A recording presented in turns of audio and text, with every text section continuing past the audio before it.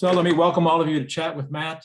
We have, well, our purpose of Chat with Matt is to find people with something interesting to say. And today's conversation will be about the back 40. Darrell Gurney and Alexandria Levin are our guest speakers today. We're going to be having a conversation about basically what to do for the rest of your life. So I think you're all going to enjoy it. I'm going to turn on live transcript so you can follow along. And we're going to get started here.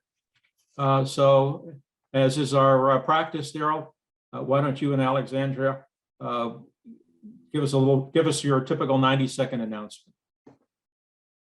I'm going to try a new one, okay? Because I watched you and your wife do a great little LinkedIn thing on that. But so hi, everyone. Pleased to be here. And thank you, Matt, for bringing us on. I have a long history with FANG. I think over the years of my career coaching experience, I've spoken to nearly 50 FANG chapters over the years. So anyhow, thank you for having us. I would say that if you've heard of an executive coach, I'm an executive coach. And why that is because I actually started in my career with the big 8 accounting firm, Arthur Young, in London. And I had spent a year working for them in London. And I came back to LA and I wanted to get into the entertainment business and didn't know a soul. Went to a career coaching firm in Irvine and learned some things that allowed me to meet with the CFOs of the top 7 entertainment studios in their offices within 2 months, and got hired by MGM, and HR didn't even know my name. And that actually became the basis of most of my FANG talks over the last 15 years, which was based on this book, Never Apply for a Job Again, Break the Rules, Cut the Line, Beat the Rest. And that's all good.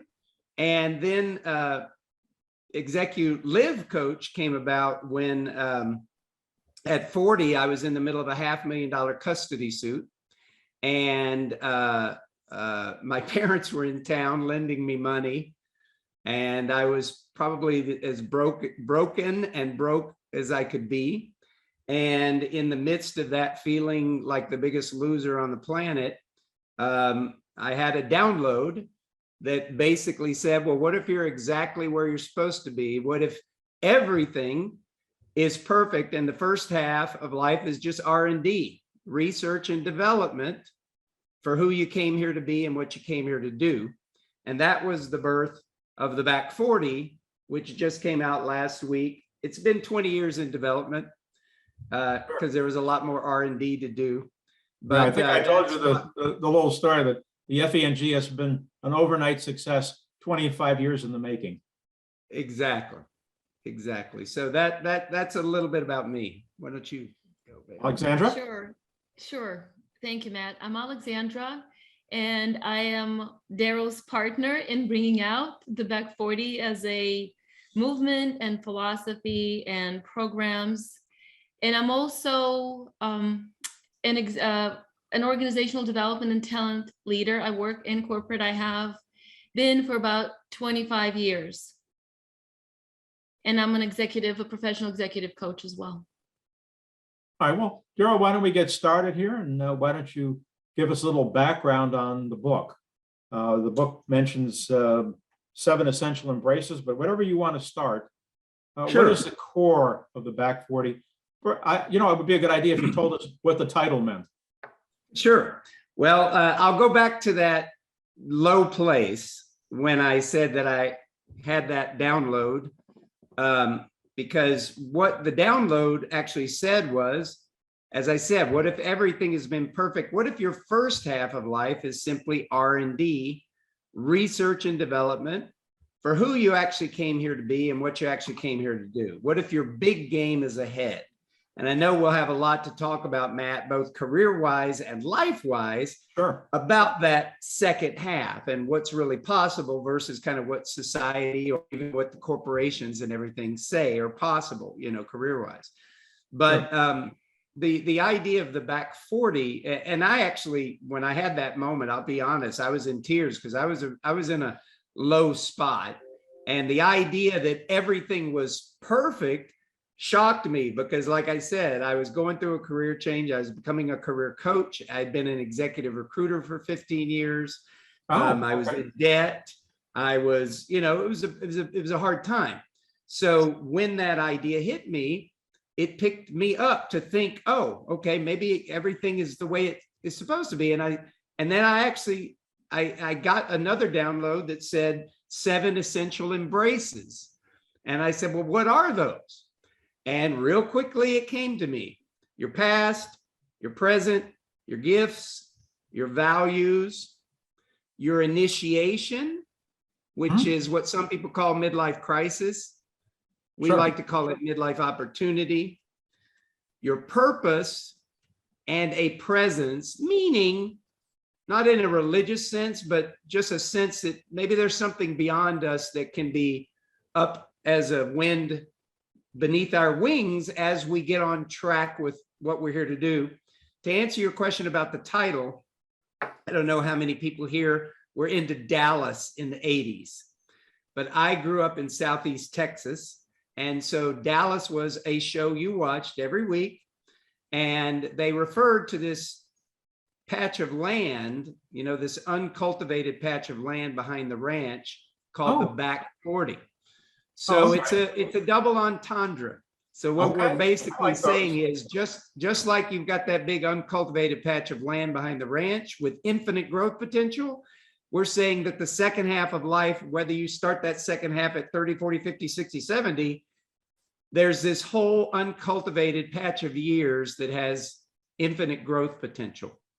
Well, I think it's a reality in our group that most of our members, as I discussed with you earlier, Darrell and I did a little preview. Most of our members join in middle age. And middle age has a lot of characteristics. For members of our group, oftentimes they've been working for the great corporation, and suddenly that job has ended. And honestly, they never looked for work before. So this is like a total awakening. They never thought they would do anything but wait for that gold watch. And now they're looking for the same kind of thing. And I hope you'll go into some detail on looking back at your wealth of experience and how to capitalize on it. Well, absolutely. And the book is really geared, I'll be honest with you, I wrote the book I needed to read. And so, yeah. So it's kind of my manual, and it's made a difference for me. You might ask Alexandra how she came in contact with it, because she's the best gift that I ever got out of writing the book. But the point being is the book is really geared towards having us think beyond kind of the things that we've been given, kind of the non-thought, like you're talking about the non-thought assumptions, because I grew up that way too. We grew up with this idea that you stayed with an organization forever. They gave you the gold watch, and we've watched that go away for the last 30 years, really. But yet some of us here are, old enough where 30 years, that was half of our career. Right. But the point it was kind of a myth, because the history I tell people, and you can weigh in on this, after World War II, the United States was the only place that hadn't been bombed to smithereens. So we had a big head start on the rest of the world. And, we played that out through the 40s and 50s and most of the 60s until we had some real competition worldwide. So we were in a growing economy and a world presence. We came out of our isolationist. So it was just kind of what we knew. And then all of a sudden, kaboom, things change. Yeah. Which is how things happen in life. Wouldn't you agree? Well, it is. And I guess, in a nutshell, the back 40 is really about the inevitable change that life brings about and how we can approach changes, in a healthy way, as opposed to becoming a victim to changes. Right. It's, But yeah. the classic thing is everybody's always complaining about the job they lost, like it was a birthright. Well, sometimes people complain about the job they have, and then they lose it, and then they complain about the job they lost. Sure. And that happens quite a bit, right? And I think the biggest gift that the back 40 mindset and philosophy and the book, of course, can provide to executives in midlife and professionals in midlife is an opportunity to look at where they are. If the job they loved is no longer there, or if something happened at work and things are different now and they're looking for change, or they lost their job, is to see everything. And the book provides a map, step-by-step guide on how to do that, to see everything that's happened to them as an absolutely best, perfect thing, even though it seems unimaginable that it is so without going through the process.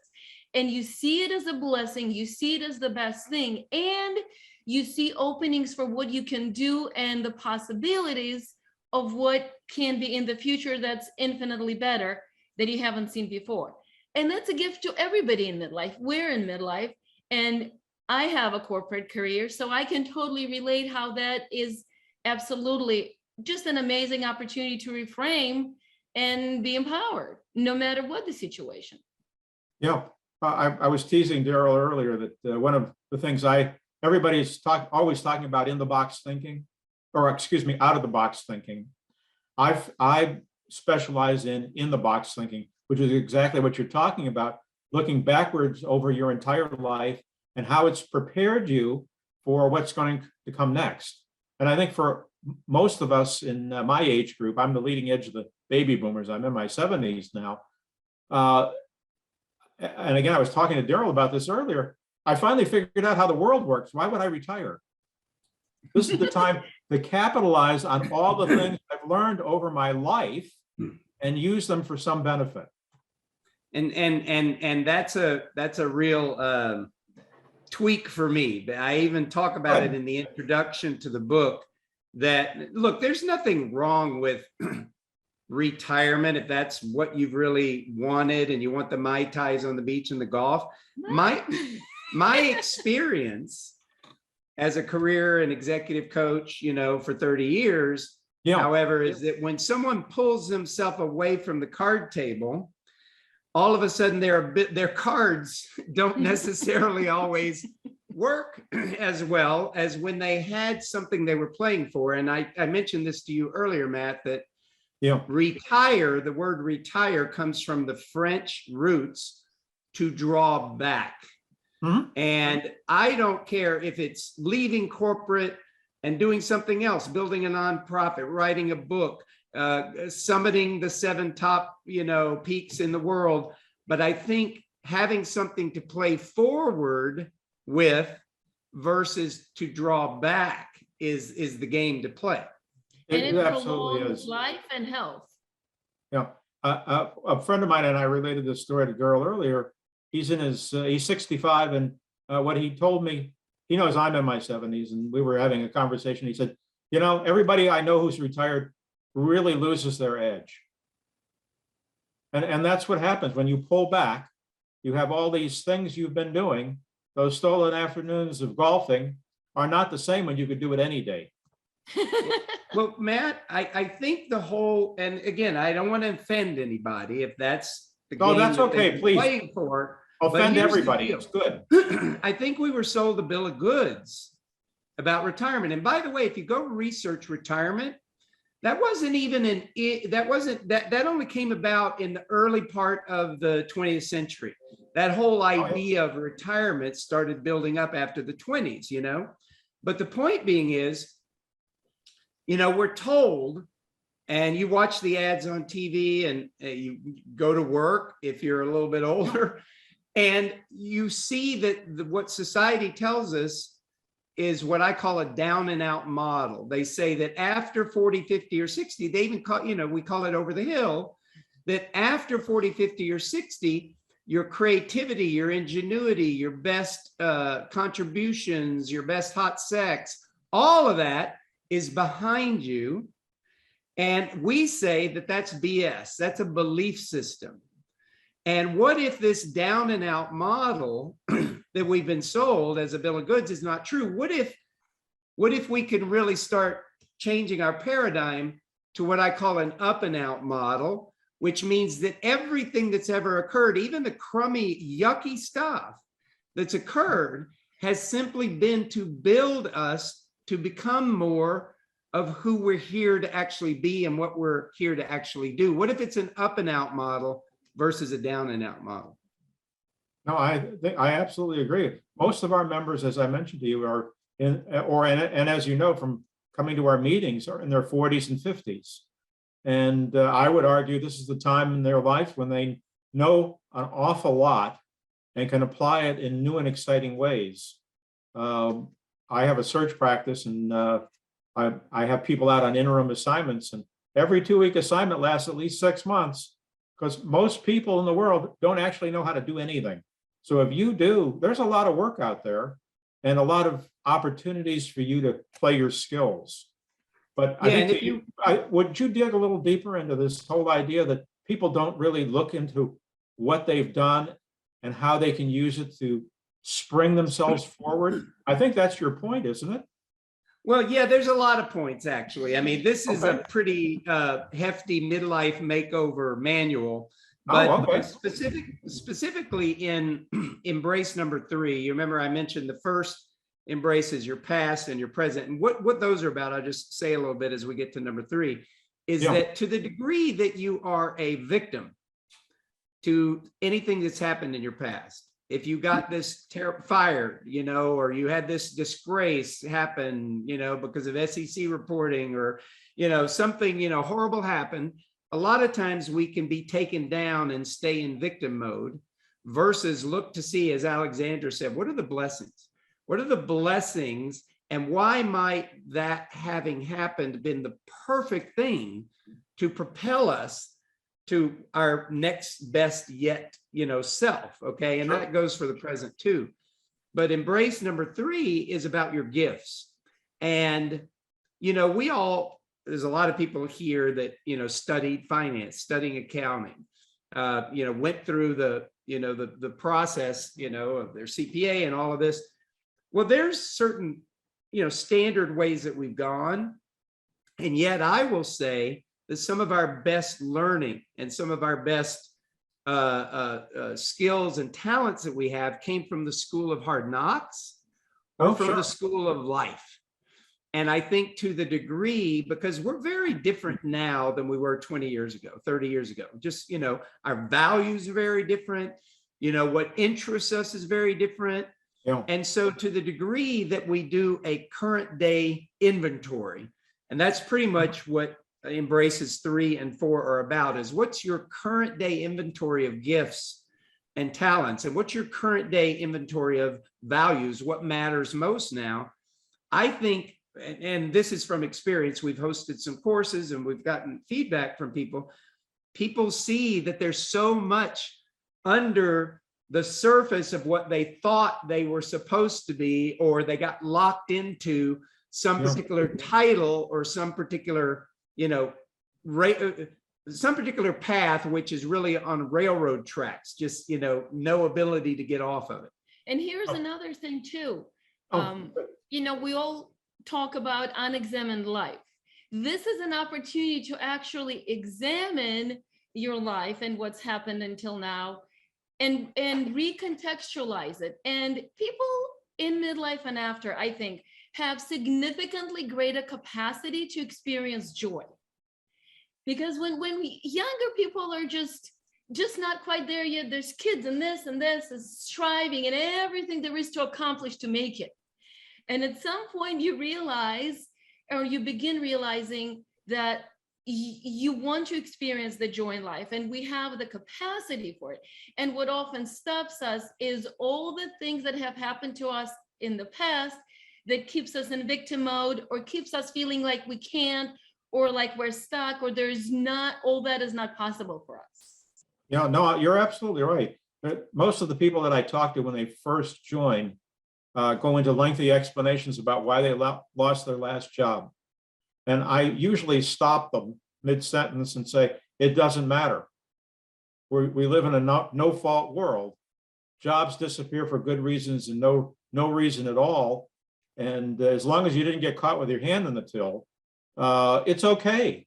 You know, politics, the companies don't operate in a vacuum. Kodak went out of business after 150 years. It could happen to anybody, right? So, Yeah, and Matt, I would just throw in and, yeah, go ahead. even if your hand was in the till, I guess I'm just saying that, there's experiences that can set us up maybe to go a whole other path. You know what I mean? Sometimes it takes those hands in the till experiences to wake people up, and then they make a contribution beyond anything that they would, again, as long as they contextualize it or recontextualize it in a way that empowers them. And one more thing. So it doesn't necessarily matter why somebody lost their job, if we're talking about that, Right. except for it may matter in looking at it and dealing with whatever you need to deal with, so you're no longer victim to it. Because sometimes if we just throw things under the rug and don't examine, they fester, they don't go away. So No, it does help It's to very, do. you're absolutely right. It's Yeah. very common among our group that when people join us, the sign over the door is we meet by accident. People lose their job, they talk to a few friends and they join our group. Most financial people have not examined their past until they get laid off or fired, or whatever you want to call it. They really don't have to, because they've been moving up through the ranks at a particular company. That's been traditional. So, Yeah, maybe and the I say- younger generation, not so much, they change jobs a lot more, but I haven't talked to all that many of them to get an understanding. So what Yeah, are some and- tools you use with people when they need to examine their past? Well, Matt, first off, I just want to say. And by the make way, a we don't comment. approve of people who have had their hand in the till, okay? It's more, we'll leave it as they've misjudged a political situation, because most financial people are not political. I'm just saying there's salvation for all of us, right? We don't, Oh, really? we don't Not for kick the people anyone with their off the hand in the planet till. if they get Sorry. to learn, right? Okay. One thing I will say, darn, I just missed. No, Darrell, I'll reframe the question. What do Yeah. you use as the cold glass of water in the face to get them to wake up? Oh, okay. Oh, I did want to make a comment on something you were just saying. Yes, So, please. the thing is that, when life just keeps giving you the next role and the next role, and, your CEO moves to another Yeah. organization and therefore he brings you with him and stuff like that. Yeah. None of us go looking for, okay, what do I need to examine about myself when life is good, right? Right, you don't And have to. so, yeah, exactly. Now, the point is, and I guess that's one of the reasons I wrote, like I said, I wrote the book for myself, but I don't know if I'm hoping to support people to get heart attack awareness before the heart attack. So what I mean by that is that, I've known lots of people who've come close, they either had a heart attack or they came close and they saw the tunnel, or, whatever their experience is. And all of a sudden they treat life very differently. They go hug the people that they love a lot more. They take time to really appreciate, like Alexandra was saying, they take time to really experience the joy in life. And so the point is, we know that at midlife, shift hits the fan in a lot of ways, right? Shift happens. And so the idea of the back 40 was to ideally, whether shift has already hit the fan for you, or if you want to be smart and maybe examine, some things to look at before shift hits the fan. And so when you say, what are the tools? Well, as I said, there's examining your past in a way that allows you to actually be thankful for everything that's happened to you. Examining your present and again, there's tools in the book that do this, examining your good. present so that you're not at the effect of it, but that you can actually see that at some level, hey, maybe this was designed to help me get out of here. Because, all of us, Matt, can look back at times in life that sucked in the moment. They stunk. But yet, if we look back, sometimes it was those moments that put us on a trajectory that actually, I don't know what happened to you in 1999 or when you left your last job or how you started FANG or whatever, but FANG became your life as opposed Yes. to whatever it was that you left, which was maybe why you started FANG. Does that make sense? Yeah, no, it's all true, Darrell. That's why I was intrigued with your topic. I was always telling people I retired. RE-TIRED. I totally retired myself. I got new tires on the car and zoomed forward. I decided to do something different. I was looking for a CFO job to no avail at that moment. And I realized I had a talent to do something that I otherwise might not have been able to do. It was just a point in my life. And life changes, right? So in 1999, when not in 96, I took over the networking group and I ran it for at least a year or two before I decided to do anything with it. And it was taking up a lot of my time, but I found it totally interesting. So one thing that is not totally clear from my background, I suppose, is that I was in the advertising business for most of a decade. And all of those people are really crazy. And most of them are under psychiatric care, except for the ones who really need it. So we've all watched Mad Men. We know that. it was worse. I'm just telling you, it was worse. I don't know if you remember the episode where they brought a riding tractor into the agency and cut off the somebody's gal got her foot cut or So something. when I was CFO of this ad agency, one of my idiot art directors dropped a water balloon from the 11th floor of 46th and Park. Right?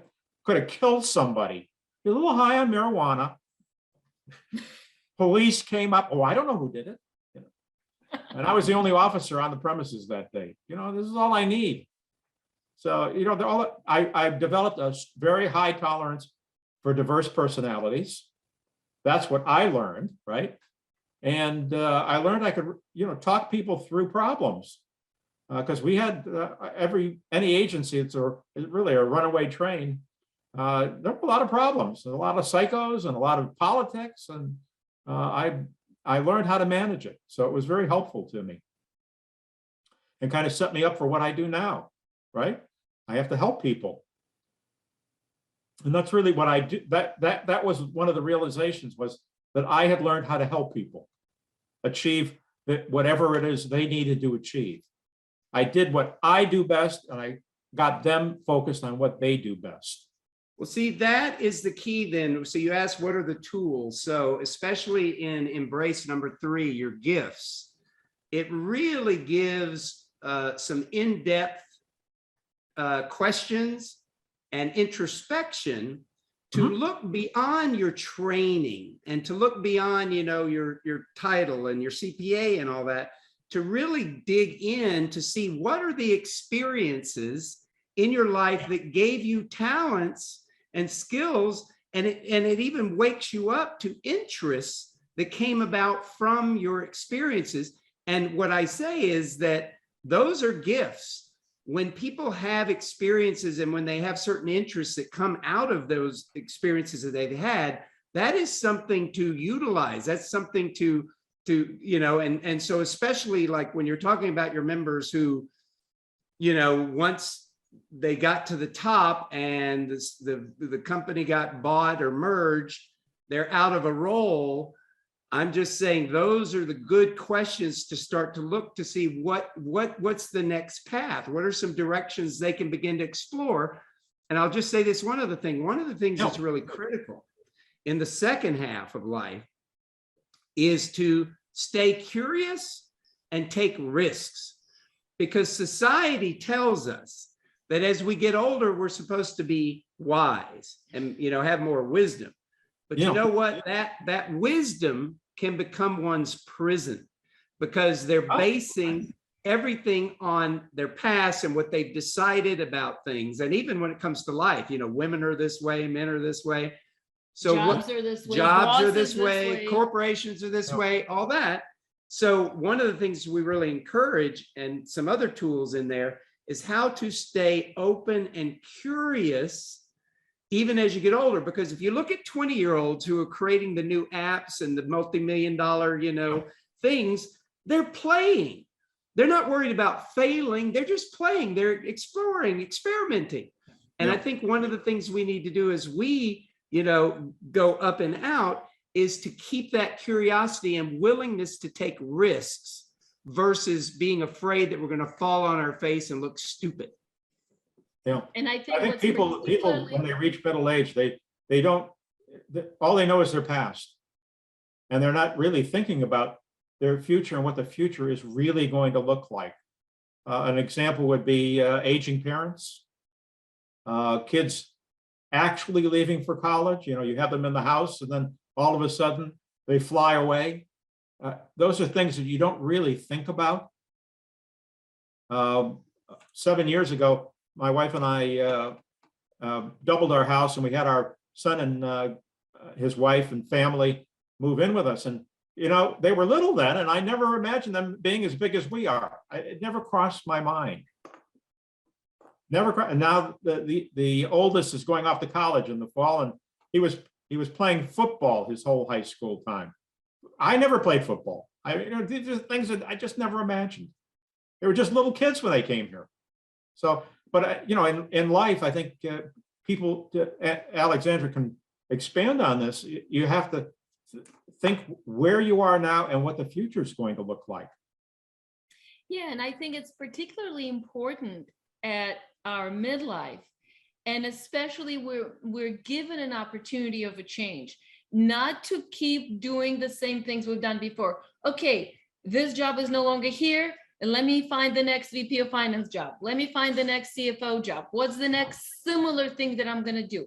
This is really an opportunity to look at the past, see what gifts we can gain from it, what blessings we can see it brought, and do something different, do something that is future-based, that will bring us joy in the future, that will bring us our gifts and use our talents in the future, not just a continuation of this unconscious past. Makes me think of a book that was very popular about 20 years ago by an author named Poe Bronson.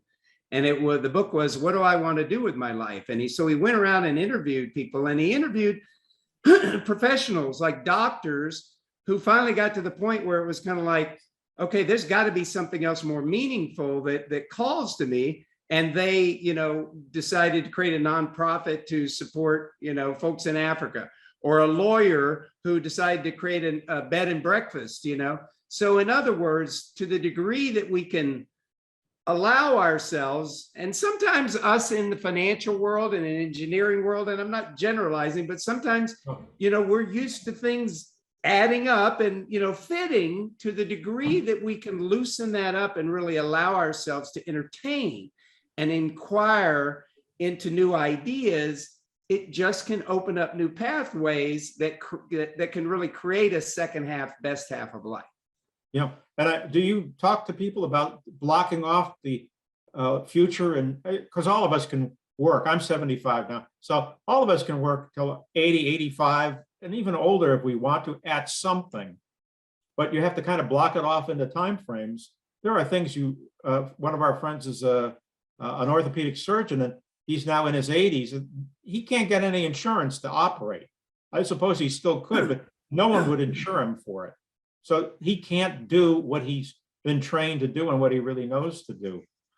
But there's still other things he can do. Exactly. And when you talk about like how long we can work, I mean, everybody has to make their own choices. But you look at Mother Teresa, she worked till she fell over. You look at people with a sense of, kind of a mission and a purpose, something that they're looking to fulfill. And I'm not saying it's got to be change the world, but there was even this guy, we were in Hawaii, staying with her daughter who's been living in Hawaii. And he goes out to the pier there in Honolulu every morning with a couple loaves of bread. And what he does is he feeds the birds, and they will come get on his hand and stuff like that. And he becomes this whole like attraction. But ever since he retired, it's like he's got a sense of purpose. His wife is kind of has medical problems and stuff. He has to make sure she's okay, but he's out there at 6 a.m. every morning, and he's been interviewed and all that. He's not doing it for the interviews, but he's got something pulling him forward that, he would have never imagined, years ago. He has a purpose to wake up early in the morning, get out of his house and walk to the beach and be the Birdman. Yeah.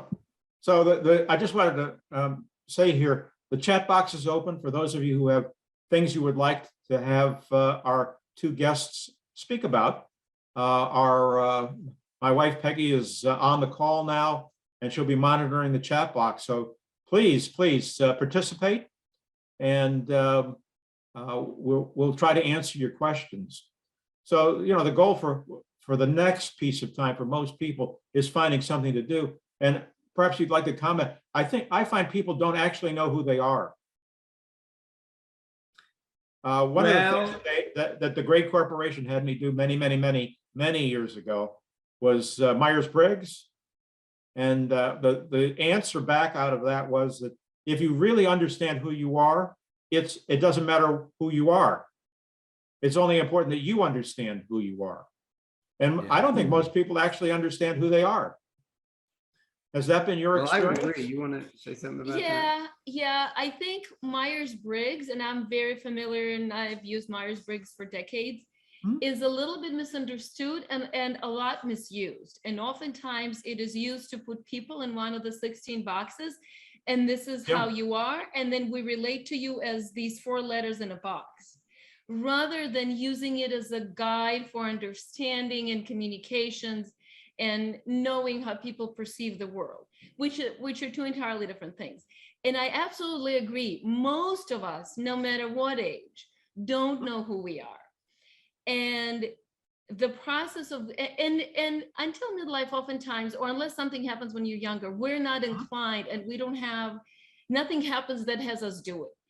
And looking at who we are, doing the work, for example, that is presented in the back 40 in the book, and discovering and creating both who we are and who we say we are and who we want to be, because who we are isn't fixed either. Who we are is not the collection of who we've been until now. We actually have a choice in being who we want to be. Yeah. Well, no, it just brings up, it's terrible to say, I love one of my own quotes, but on the back of the book, in this environment, you're allowed to quote yourself. Okay, good. On the back of the book, I have my own book, Sayings of the Chairman, so you're entitled. Go ahead. Good. It says, you are never who you are or who you've been. You are who you're becoming. So what if that is who we are? See, what if that's who we can start to hang our hat on in terms of who we are, is who we're becoming. Now, some of us, and I think it's smart, and that's why I wrote this for me, but some of us want to know the makeup, like, how did I even become who I am now? Like, what were those early experiences? And I'm just going to say, for everyone here with us, there's a lot of who we got to be that were formed before we were 10 or 12. And it's kind of, to some degree, shaped the lens, through which we've lived our life. And, there's been other experiences that have come about. But first off, to, take on your past and your present, and then, to really get in touch with those gifts and those values, to start, now let's start to look at, who am I going to become? Where's the purpose that calls to me that will actually pull me forth and have me Yeah. perhaps being and doing things I've never been or done before. Not based on, and it's not, I'm not limited that I haven't done them before. I'm only limited by to the degree that I'm willing to let myself be stretched. Yeah. And I'm not One of the limited in things, who I'd love your reaction to this. One of the things I tell people is, for the next job, you may have to do what you used to do, but hopefully this period of time when you've been looking for work, you'll be thinking about what you want to do next. It might be very easy to find a job exactly like the one you had before, but understand you will be changing jobs frequently. And for the next thing, you can, now that you're actively thinking about who you are, where you've been, and where you want to go, you can do a little planning when you have some income coming in. Let me say something about that. And this actually goes Yes, back to please. my I'm trying other to book. challenge you here. Yeah, this book, Never Apply for a Job Again, Yeah. Break the Rules, Cut the Line, Beat the Rest. This is the book that I've spoken for at least, 50 chapters a thing. And when you talk about that time between being laid off and the next role, Yeah. there's a couple factors here. One thing we've been talking about age, and another thing we've been talking about passions. So when you go through what I call the front door of career transition, and I know, you and Peggy do a lot about resumes and, what a proper resume is and everything. But when you go through the front door, you can only stand a chance of landing something based on your past, because that resume is your past. And when people are hiring folks through the front door, they're looking for someone who's done this, this, this, and this. Absolutely right? true. We push networking. Yeah. The Now, three major things: networking, and more networking. Right. And then if you happen to see a job ad, go for it. But otherwise, it's all about the back door. Well, and actually, that is the whole premise of Never Apply for a Job Again. And it's not about informational interviews or anything like that, but it is about taking your passions, like really getting in touch with what your passions are, and beginning to do research and actually going and connecting with people, not because you need a job. To the degree that you need a job, you won't meet people, because nobody wants to be put in a position to have to say no. Okay. So you actually got to drop the need for a job. And this is why, I coach people on this, because it's not always easy, because people are desperate. But to the degree that you can drop your desperate need and really start to go connect with people based on passions, number one, through the back door, age is not the front door killer that it is. Ageism is a front door killer, right? Yep. And your experience is not a front door killer either when you go through the back door, because that's all based on relationships. When you pursue career transition through what I call a backdoor approach, your resume becomes kind of an afterthought or a leave behind, because we all know that based on connections and relationships, people go into things and, make complete career changes can be possible through that backdoor approach. And plus, 80% of all jobs are filled before they're advertised anyhow. You and I both know this, that it's the sweetheart deals never make it to the posting. So if you're living based on postings, you're only seeing 20% of what's out there. It's because people hire people they know or who are recommended to them, and you want to be in that pool.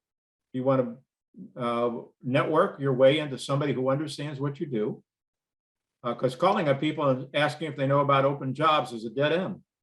No one ever does, except for 2 weeks ago, and if only you'd called them then. It's all a big lie. It wouldn't have fit. It was in the wrong place. It was the wrong money. They didn't really understand you anyway. But if you get connected to the right people, you have open and honest conversations. You make a very good point about the list when you come in the front door. You check them off one at a time, right? If you don't check off the boxes, you don't get to talk. But as we all know, job descriptions are sort of bogus anyway, because the people who write them don't actually know what the work is. It's a shame. So we have our chat box open. I haven't seen a lot of things in there, but my wife Peggy is on the call, and she's the master of all communication and reinvention. So I'm going to first ask them to talk about the Great Resignation and how that affects what you're doing. And then we'll have Peggy ask a question. Okay, great. Did you want us to talk about the Great Resignation? Yes, please, please. I think it's a big issue. There's so many changes that have taken place in the last year. I don't think people have quite realized it because we've been going through this pandemic. So the first thing was everybody went home and started working from home. And okay, so we were hunkered down and so forth and so on. Then we've gotten to this latest wave, and companies have tried to reopen. Never mind the politics and all that other stuff and the fact that, the Omicron was spreading. The reality is now, January of this year, all of a sudden people are quitting their jobs because they don't even want to go back to the office. They found out they could get their work done without it, and they don't miss it. So well, I'll give you some thoughts, and then Alexandra can share hers. So yes, I think please. During COVID, this is a sea change moment, the Great Resignation. Yeah, exactly. And I think during COVID, all of us got in touch with our mortality a lot more because, all of us have known people that have passed, and, a lot of people have started to think, wow, am I really, if I were to die now, did I do what was fulfilling for me? So I think a lot of us have really questioned, what is the meaning of life? And am I going about that, in the best way in these roles that I'm in? And therefore, people are leaving jobs because of that.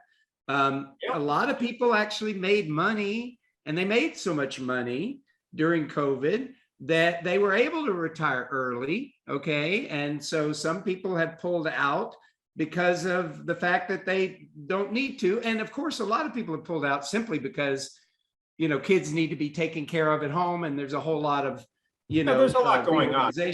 We're just talking about our age group and our members. Sure.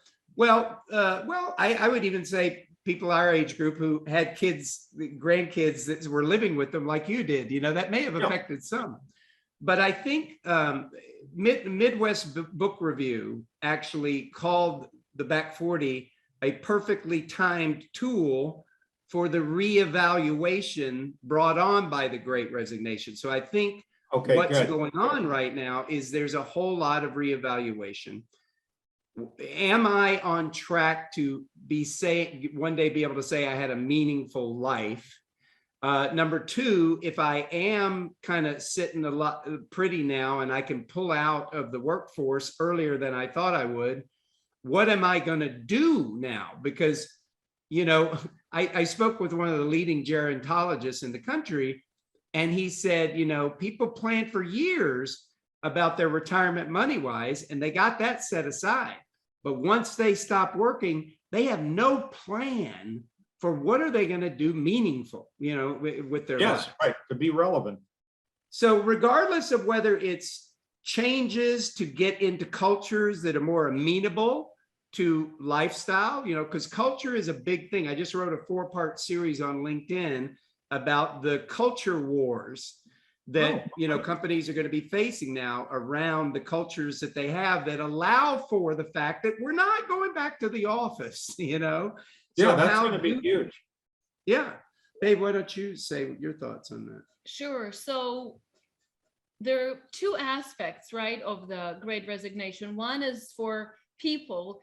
And I think those who find themselves in a position, whatever age, that they've decided they either don't want to, so let's say they don't want to work anymore, they don't have to work anymore, and they're in that retirement conversation, then it's essential to examine and create what you're going to do going forward. Otherwise, it's downhill from there. So then what the book provides is step-by-step guide as how to do that. Let's say there's Great Resignation happens and you've got lots of opportunities because they're talent wars. Then it's also there's a talent war going on. There is a talent war going on. I'm dealing with it in my job. And it's a great place for people to, again, look and see what they want to do that may not be the default of what they've done before. And then for organizations, what become amazingly important is focusing on people's growth and development. And Darrell does it externally as a consultant. I do it internally for organization I work for.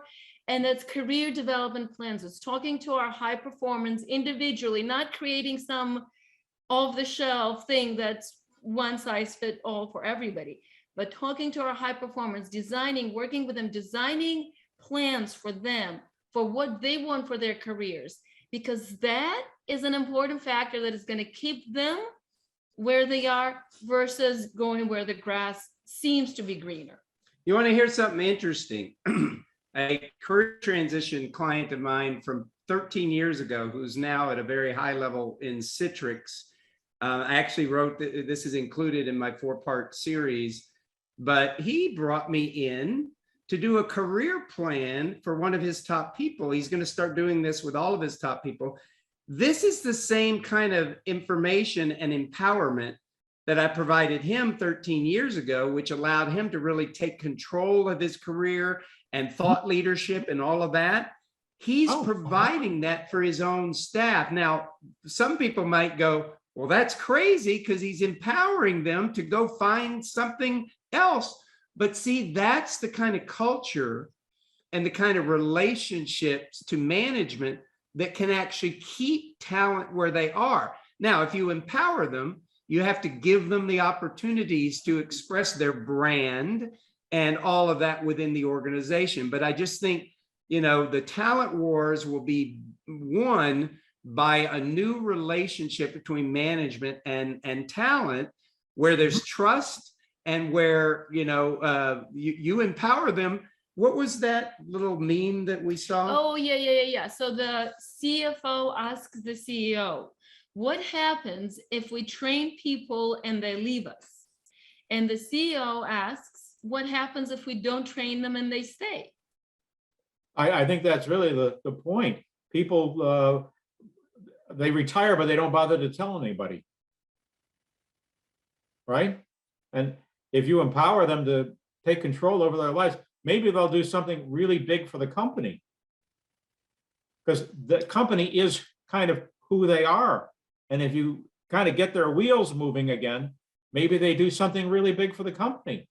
Well, here's the thing. I would only say that I don't know that the company is who they are. I think their unique brand is who they are. And if you empower them with their unique brand, and then you have them partner that brand with the company so that they can express themselves and express their brand within the organization, that everybody wins. Yeah. So Peggy, I'm sure you have a question for them. Peggy, you're on this call, right?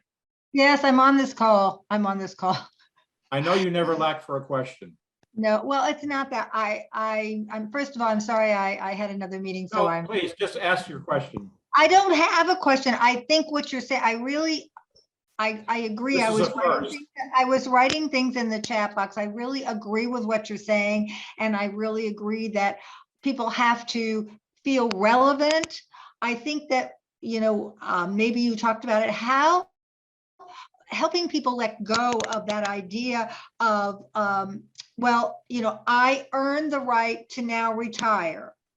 I hear a lot of that, and I don't, you know, and I always wonder, well, what do you say next?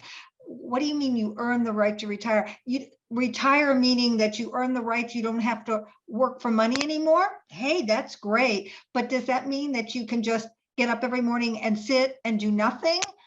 You know, that's not great. I mean, that's not going to keep you young. It's not going to keep your mind working. So what do you say to people? How do you respond to that? Especially when the people are in their 40s and they're retired. Well, that kind of statement is a great opportunity for an inquiry. So that's where Socratic method starts, and that's where a great coach comes into play. You ask questions. Well, how do you see yourself? What would you do? So let's say you're retired. What is it exactly you're going to do? Oh, I'm just going to do nothing, or I'm just going to, so paint a day for me. You wake up, what do you do? And then whatever they say, you ask more questions and you get them to really be present. we can't tell people anything. Anything we tell people, they'll nod, then they'll say, okay, and they'll go do their own thing. When people elicit their own answers, and that's what a good coach does, then they get really present to their own life and their own future and their points of view and their mindset. So you start asking questions and you get them to elicit answers, and then you guide them to create for themselves. Okay, great. You don't have to work for money. Now what? I Yeah, agree and with you know you. what, here's, Peggy, where it comes down to is everybody can't hear this. This is for people with the ears to hear and the eyes to see. There is, I think, a basic yearning within all of us to contribute, to make a difference. Some of us have been kind of stamped down, or some of us have had that watered away because of life experiences. The whole purpose of the Back 40 is to be able to go in and wash all that away, to ideally see, at your heart of hearts, what were you designed to do? Who were you designed to be? And, those without that quest, or they're not in touch with that quest, you can't coach someone who's not coachable. I agree Yeah. with you. And I was going to say, Right. I always ask all of those questions, even if I'm just having a conversation with somebody about when they say, well, I earn the right to be retired. I mean, I'm a coach and I definitely ask those questions. I think you're right, Darrell. There are people who you could ask them questions from now till next October, and they're going to still come up with those same things because they're not ready. They have an entitlement attitude that they earned this right, and that you're not understanding their perspective. And so you can't move them forward. You can lead a horse to water, but you can't make them drink. That's right. I mentioned my sayings from the chairman earlier in this conversation, and one of them is, you can't help people until they want help. True. Exactly. You can't move people So how forward do you until they want to. This pairs very nicely with a cold glass of water in the face to get their attention. What do you do? I'm sure even though people have asked you to help them, you can see they're reluctant to accept help. What do you do? Well, Sort of a to baseball bat be upside honest the with you, head.